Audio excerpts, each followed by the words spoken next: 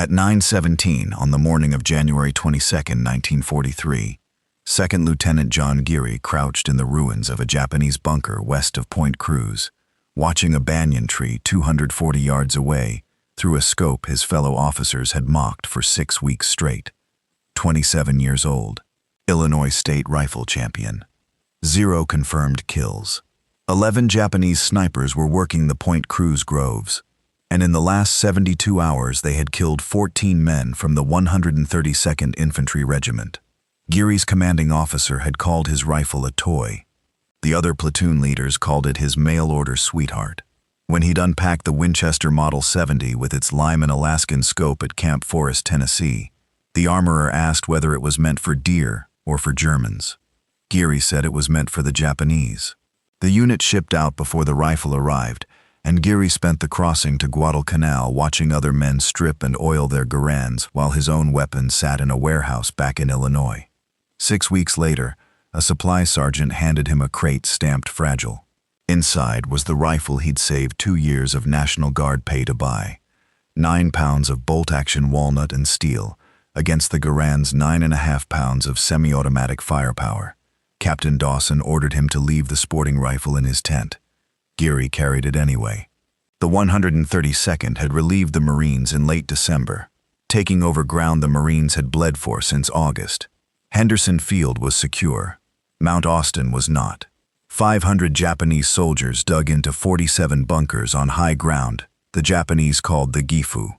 Geary's battalion attacked on December 17th and fought for 16 straight days, losing 34 men killed and 279 wounded before the western slope finally fell. Through all 16 days, Geary's Winchester stayed slung on his shoulder. He fired it 0 times. Point Cruz was a different war. No bunkers, no fixed lines. Just retreating Japanese soldiers dug into the crowns of banyan trees 90 feet tall, with trunks 8 feet thick, and scoped Arisaka rifles trained on every trail American supply parties walked. On January 19th, a sniper killed a corporal filling canteens at a creek. On January 20th, another sniper killed 2 men from a patrol in the same clearing. On January 21st, 3 more died, 1 shot through the throat from a tree the patrol had already passed twice without seeing him. That night, the battalion commander sent for Geary. His men were dying faster than malaria was killing them, and he wanted to know if the mail-order rifle could actually put a man down. Geary laid out his credentials.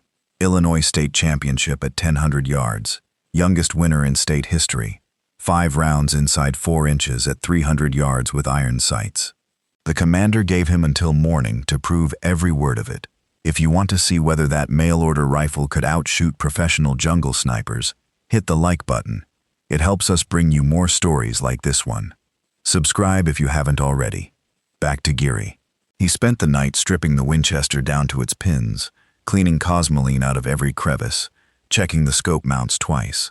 At dawn, he moved into a captured Japanese bunker overlooking the coconut groves, carrying nothing but the rifle, a canteen, and 60 rounds on stripper clips. No spotter, no radio, just glass and patience. The Lyman Alaskan gave him 2.5 power, barely enough to separate a man's shoulder from a shadow, but enough. He worked the tree line left to right, top to bottom, filtering out birds and distant artillery, hunting for the one thing the jungle almost never produced on its own: stillness that moved. At 9:17 he found it. A branch shifted with no wind behind it, 87 feet up. A shape resolved out of the leaves. A man wedged into a fork where 3 limbs met, facing east toward the supply trail. Geary clicked his scope twice for wind, slowed his breathing to nothing, and broke a trigger that felt lighter than the whole war riding on it. The Winchester cracked. The shape jerked and dropped through 90 feet of branches, hitting the jungle floor with a sound Geary would hear for the rest of his life. He didn't celebrate. Japanese snipers hunted in pairs. 1 shooter, 1 spotter. And the spotter was somewhere in that canopy right now, deciding whether to run or to kill the man who'd just killed his partner. Geary reloaded and searched.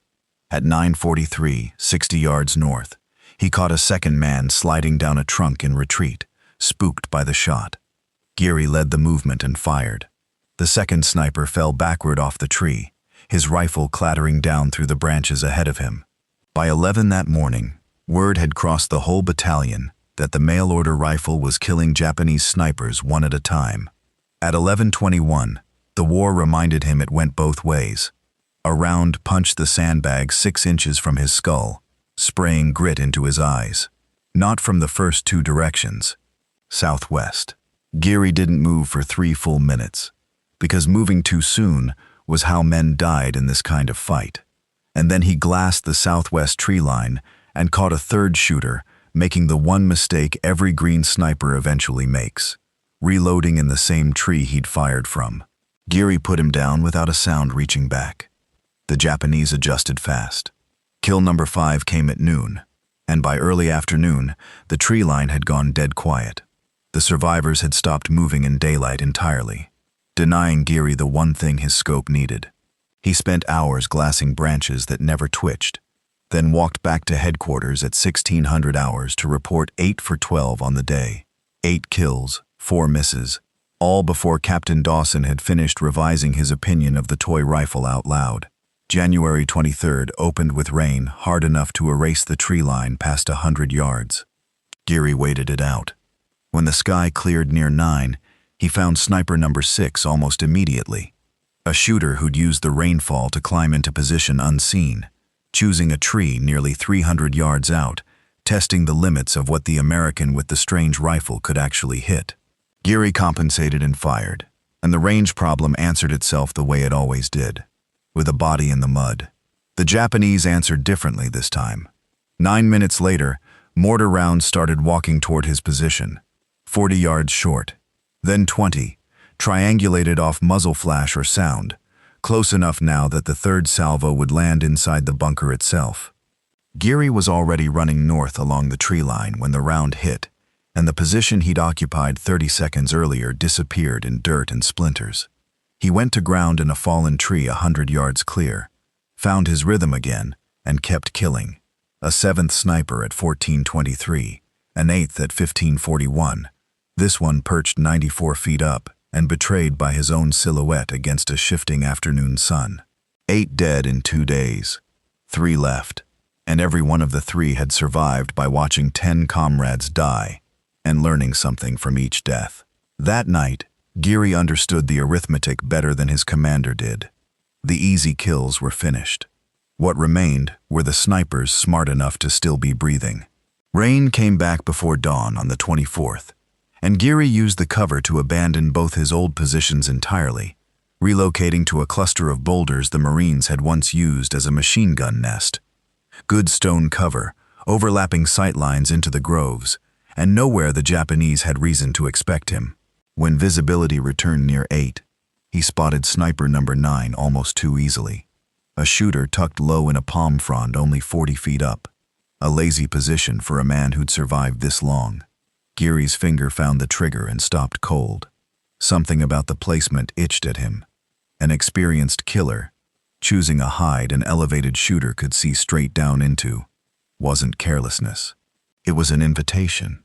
He swept the surrounding trees for 11 full minutes before he found the second man, a shooter buried in vines 80 yards northwest, 91 feet up, watching not the decoy, but Geary's old position at the fallen tree, waiting for a shot he expected to come from a location Geary had already abandoned.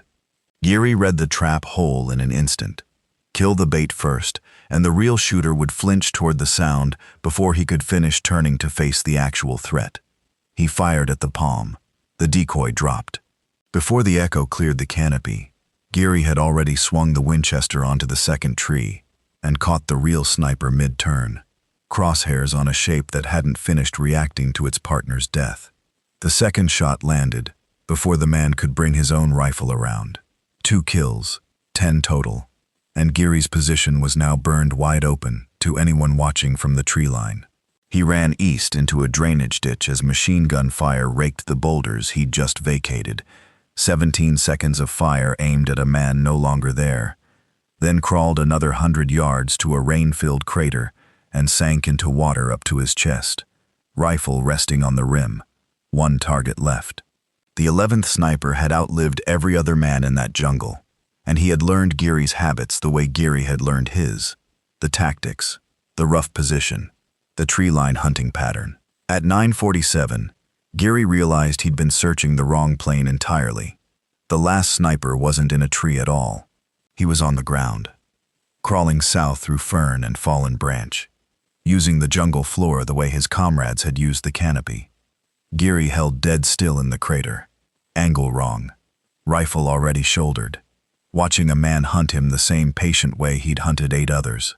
The sniper crept to the abandoned boulders at 10:03 and took up a position facing the wrong direction entirely, back exposed, 38 yards from Geary's real position in the water.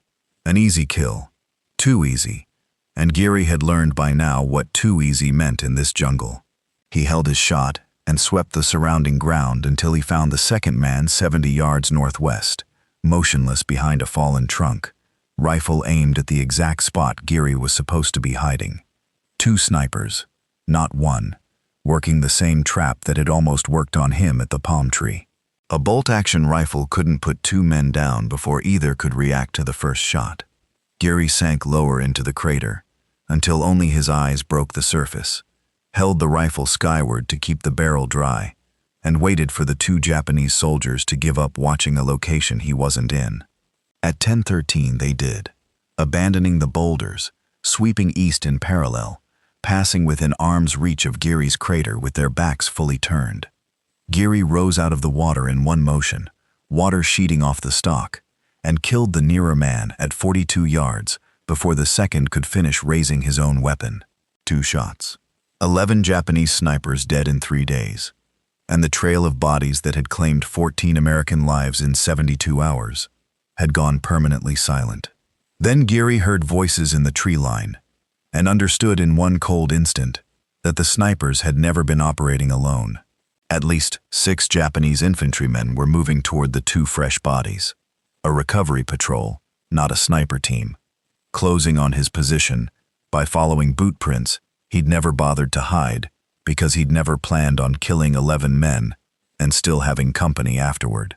Geary dropped back into the crater and submerged to his eyes, rifle held vertical, and listened to the voices track from body to body, and then turned toward him. 5 rounds left in the Winchester, 6 armed men closing from the tree line, arithmetic that had no good ending for a bolt gun. A soldier appeared at the crater rim at 10:31 and looked straight down into Geary's eyes. Geary fired from the water and dropped him where he stood, worked the bolt underwater, and rose to meet 2 more soldiers already at the rim with rifles half raised. Both went down before either could fire. 3 rounds left. Geary hauled himself out on the far side and ran, dropping behind a fallen tree as rifle fire chased blind through the brush behind him. More soldiers flanking from both the south and the east now, closing a circle he had maybe 90 seconds to break before it sealed shut. He fired his last 3 rounds at advancing shapes, dropped 2 more men, and ran. A full sprint north, through vines and whipping branches, with Japanese fire snapping past his head. 90 seconds of pure animal motion before he dove into a second, dry crater and finally stopped to breathe. The voices behind him faded, drawn back toward their own dead instead of pursuing further. Geary checked the Winchester, mud in the action. 2 rounds left, no stripper clips. His pack lost somewhere near the water-filled crater he'd already abandoned.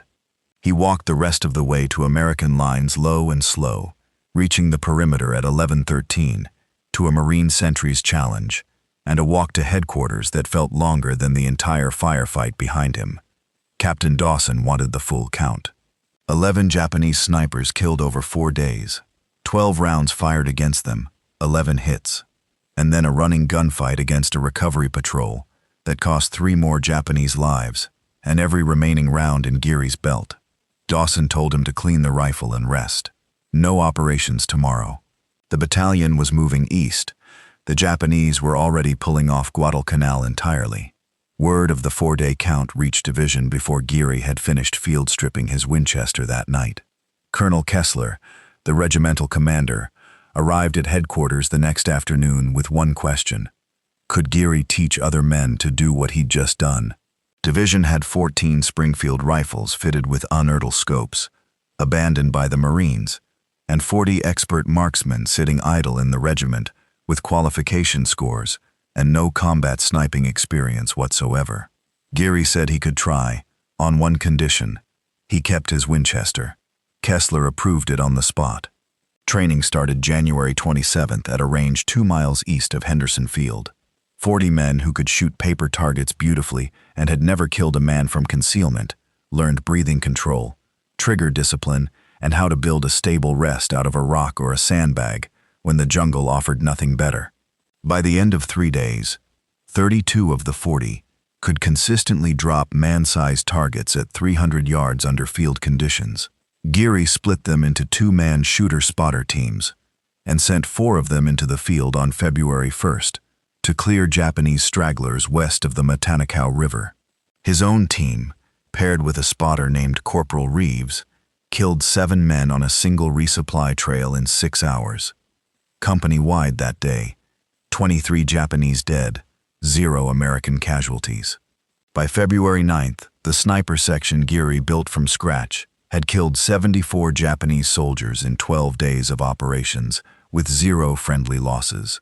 A number division headquarters initially refused to believe until the confirmed kill reports piled high enough to end the argument.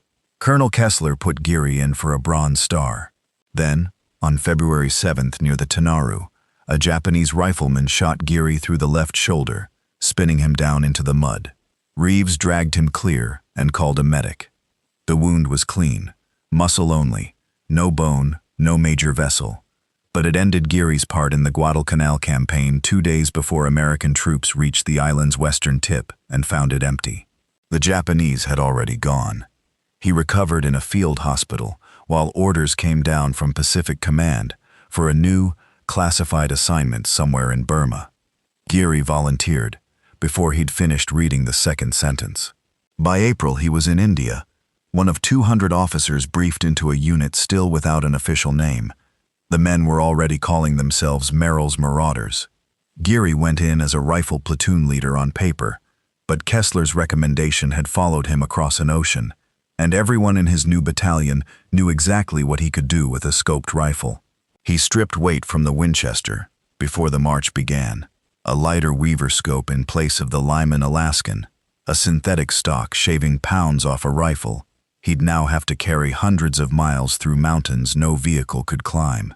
The Marauders entered Burma in February 1944, with orders to seize the Myitkyina airfield through terrain the Japanese considered impassable to any organized force. No roads, no artillery, no resupply beyond what men and mules could carry on their backs. Geary fired the Winchester exactly 3 times in 3 months of marching, once at 412 yards against an officer directing troops at a river crossing, once against a machine gun crew, once against a sniper who had a Marauder patrol pinned in a ravine. 3 shots, 3 kills, and a hard-won rule he never broke again. 1 round per engagement, then move, because the Winchester's report was distinctive enough to draw every Japanese soldier within earshot straight to the muzzle flash. The march to Myitkyina cost the unit more men to malaria, dysentery, and typhus than to Japanese bullets. By the time the airfield fell in May, the 5,300 men who'd entered Burma numbered under 3,000, still fit to fight. Geary survived it, and somewhere in those 3 months of jungle, he arrived at a conclusion that had nothing to do with courage and everything to do with the direction the war was heading. A bolt-action civilian rifle, however precise, belonged to a kind of soldiering the semi-automatic Garand was quietly making obsolete. He never fired the Winchester in combat again. The Marauders were disbanded in June 1944, and Geary shipped home to a promotion, a captain's bars, and a training post at Fort Benning, where he spent the rest of the war teaching officers the jungle lessons Point Cruz and Burma had burned into him. He kept the rifle in a footlocker and rarely opened the lid. Discharged in January 1947 as a lieutenant colonel with 2 Bronze Stars, a Purple Heart, and a combat infantryman's badge, Geary went home to Illinois, enrolled at Princeton on the GI Bill, and graduated with highest honors in political science. 4 years at Oxford followed, then 4 more in British East Africa, then a career in Washington that ended with him lecturing on African affairs for the State Department's Foreign Affairs Institute. Colleagues who'd known him for a decade had no idea he'd ever fired a shot in anger. The 11 dead snipers at Point Cruz, the 74 kills of the section he'd built, the Winchester itself, all of it stayed locked behind a silence he never broke socially. In 1947, alone with his own memory of it, he wrote the whole account down, not for publication, just to get the details onto paper before they faded. 6 months of writing produced a 400-page manuscript. An NRA friend convinced him to publish under the title, Shots Fired in Anger. It became a standing reference for firearms historians studying the Pacific War, prized for its clinical, unsentimental detail about what actually worked in jungle combat and what got men killed instead. The book is still in print. John Geary lived to watch 3 more American wars unfold, and the rifle in his footlocker become a museum artifact rather than a working weapon. He died on January 3, 2009, at 90 years old.